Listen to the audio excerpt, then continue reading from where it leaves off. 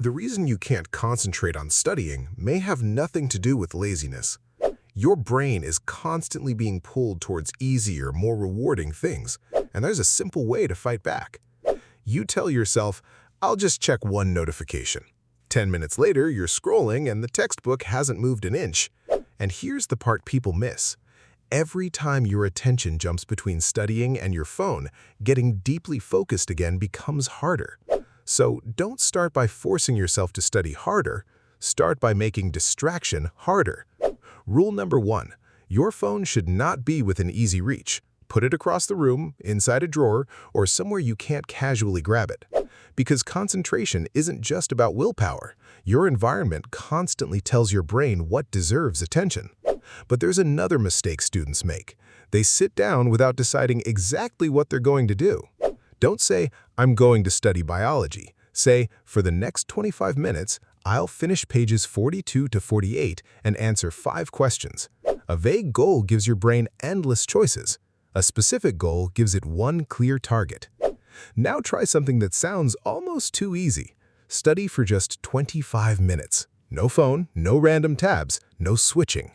The first few minutes may feel uncomfortable. Your brain will suddenly remember everything else it wants to do. But here's the trick. You don't have to follow every thought that appears. Notice it, let it pass, and return to the page.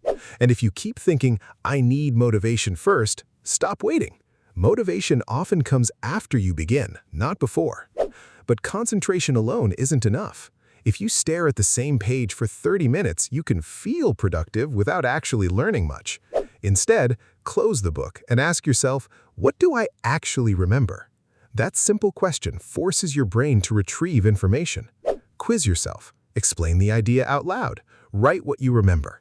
The harder your brain has to retrieve something, the more useful the study session becomes. And if random thoughts keep attacking you, keep a later list. Write the thought down instead of acting on it.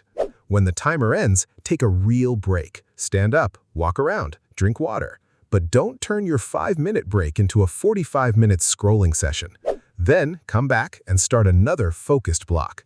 You're not trying to become a machine, you're training your brain to return to the task.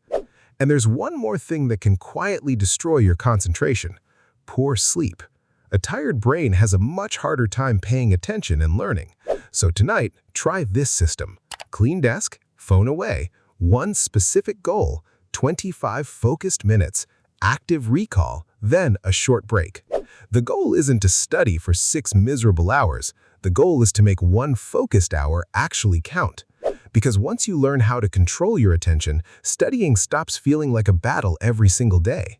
And that skill can follow you far beyond school. Try the system in your next study session.